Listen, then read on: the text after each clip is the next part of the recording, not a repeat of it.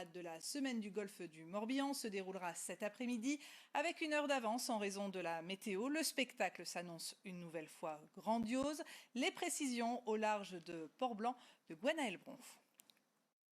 Bonjour Claire, oui, la fête ici se prépare. Alors depuis le début de la semaine, chaque flottille vit cette semaine du golfe dans un port différent. Et bien cet après-midi, elles seront toutes réunies sur l'eau pour la grande parade à 15h. Donc en ce moment, elles convergent vers la sortie du golfe pour de nouveau y entrer et se diriger vers le port de Vannes à 15h pour le départ. Un départ qui a été avancé d'une heure à cause d'un vent de nord-est assez élevé qui s'annonce. Et ceci afin d'éviter un fort clapot qui mettrait en difficulté surtout les petites embarcations, parce qu'il faut vous dire que tout à l'heure dans le golfe du Morbihan, plus de 1200 bateaux vont participer à cette grande parade. Et pour les observer sur l'eau, il y aura peut-être autant de bateaux de plaisanciers qui seront présents, donc plus de 2000 bateaux. Et pour assurer leur encadrement et la sécurité, une centaine de bateaux est également prévue pour cet événement extraordinaire que tout le monde attend ici et que naturellement nous vous raconterons dans notre édition de 19h.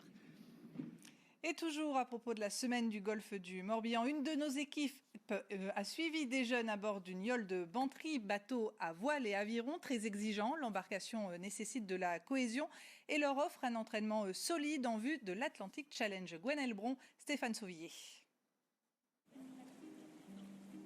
La flottille des yoles se prépare. Avec les courants et la foule d'embarcations, sortir du port est une opération périlleuse.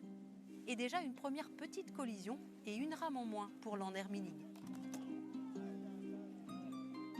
Pas découragés, les 11 rameurs avancent sous les ordres du chef de bord et les yeux de la vigie. Matin à moteur, 11h, dans 50 mètres. Les gestes sont précis, en harmonie. Sur une yole, la coordination est essentielle.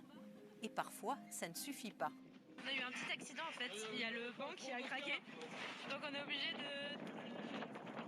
de laisser un peu de risque pour éviter de mettre trop de pression sur le mât. Sinon on peut risquer de casser le pied du mât. Oui, c'est un bateau exigeant parce qu'il faut régler à la fois la gîte, c'est-à-dire le bateau, l'inclinaison du bateau.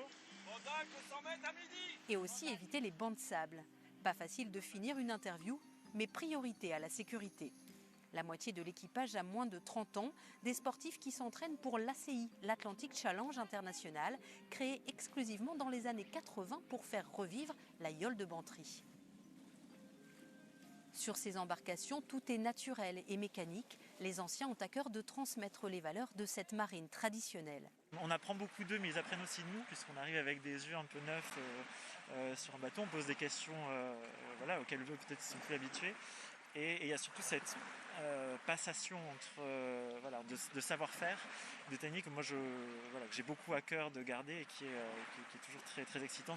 Avec de la volonté et de la persévérance, le bateau est accessible à tous, même aux marins non aguerris, alors avis aux amateurs.